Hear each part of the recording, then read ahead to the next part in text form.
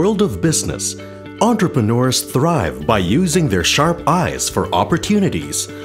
Always ready to spread their wings to grow their business, they deliberately perceive which opportunities to grab.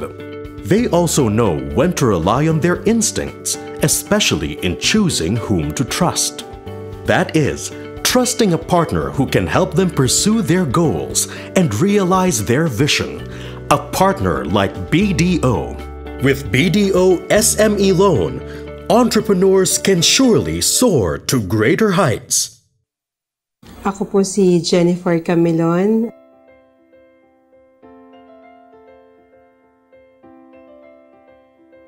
From service ko sa isang restaurant, nangarap ako na aasenso din ako bilang negosyante dahil po nakita ko na yung demand ng neighborhood, kailangan nila ng basic na tubig, mga Lucky Me noodles, mga tinda sa grocery. Kaya po, nagtinda po ako nung mga yon. Anong sinabi sa kapihan na, bakit hindi kayo mag-loan? Doon po, nakita namin na yung computation nga, papag-aralan namin na ganito pala yun, nag-grow talaga. Tapos yung account officer namin na sa supplier namin po, tinuturuan nila kami kung paano pag-aralan yung growth. Talagang inassist po kami ng VDO. Tapos po yung sa term naman ng release po, maayos din po, nandyan na sila agad. Kumbaga kung kukumputin mo, mas mabilis yung magiging growth mo.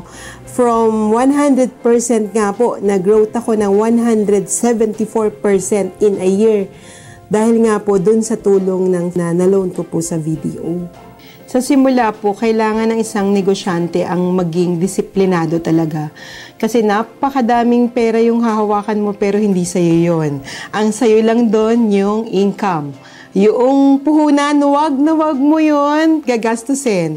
Bilang isang negosyante po, natutunan ko na, kumbaga, yung malaking tiwala ko sa sarili at faith ko na kaya kong gawin yun. Kaya yung tiwala ko sa sarili ko na gustong-gusto ko hanggang 100 Jenny's Grocery pa po. Through the years, BDO has been showing trust and support to entrepreneurs through BDO SME Loan.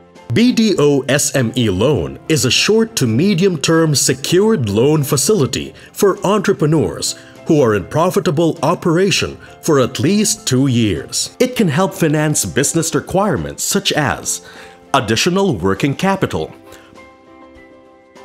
purchase of new equipment, or for other business ventures such as franchising. I'm Myrna Ruanto.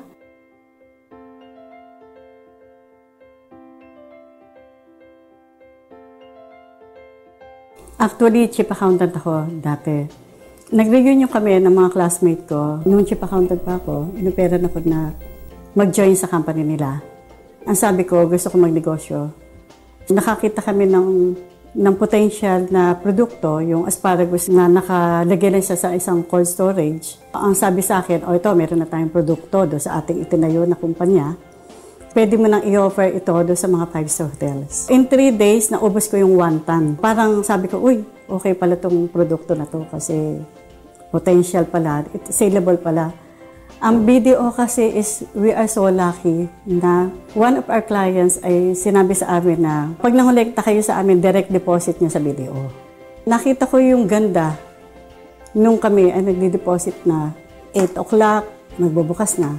Mapaka-warm ng mga tao, ng mga nandun. Kaya ang ginawa ko, yung mga ibang nasa bangko ko na iba, tinransfer ko doon sa BDO. Kasi siyempre, regular na akong pumupunta dyan, nakilala ko na yung mga nandun. Ma'am, baka gusto mong mag-loan, business loan, baka kailangan mo sa negosyo mo. Sabi ko, sige, tignan ko kasi takot akong mag-loan dahil baka mamaya hindi ko mabayaran Pinrases nila, walang mga hassle na dadaanan, kaya bilib na bilib ako. Yung loan facility na binigay sa akin ng BDO, nagamit ko sa December. Alam niyo naman, ang December, napakadaming requirement sa financial. Napakalalaking tulong na binigay ng BDO sa akin kasi yung time na yan, talagang yun yung madami akong kailangan. Ako, ang ginawa ko noon, kahit na sinabi ko na, baka hindi ko makaya.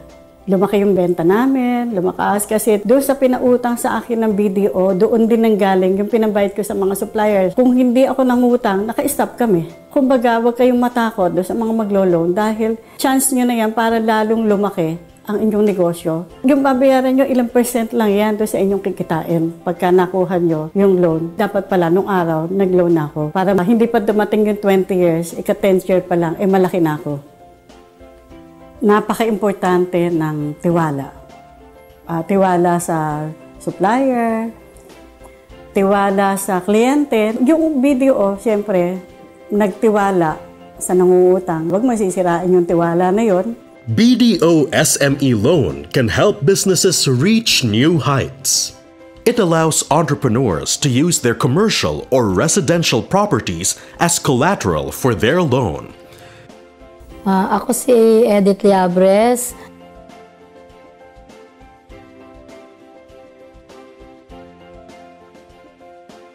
Actually, ang parent ko ay may gawaan na. Nung ako'y bata pa, sabi ko, gusto ko pagdating ng araw, ganun din ako. Parang na-idol ko yung mga ginagawa nila.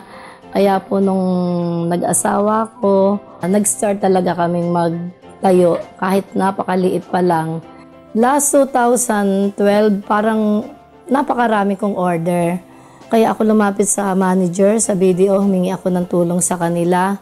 Hindi ko nga namamalayan na na-approve na pala ako. Ganun kadali. Para bang hindi man ako nainip. Parang sa tingin ko po parang naging nanay ko sila eh. Kasi talagang inaalagaan nila ang client nila. Magmula sa mababa hanggang sa mataas na posisyon, approachable sila. Hindi nila tinitignan kung maliit kami or malaki.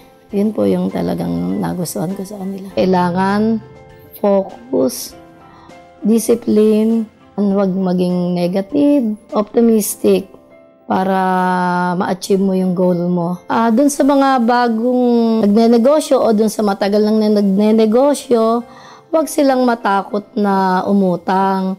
Basta gamitin nila ng tama, alagaan nila ang kredito nila, magbayad ng maayos. Hindi naman nakakatakot umutang eh. Kasi nakakatulong, malaking tulong dahil pag may kinailangan kang bilhin ng mas mura, gamitin mo yung cash na inutang mo. Mas tutubo ka pa. Just like countless entrepreneurs who have trusted BDO to give them the needed push to fly higher, you too can successfully soar higher through BDO SME Loan. Trust BDO to help you achieve all your business ambitions.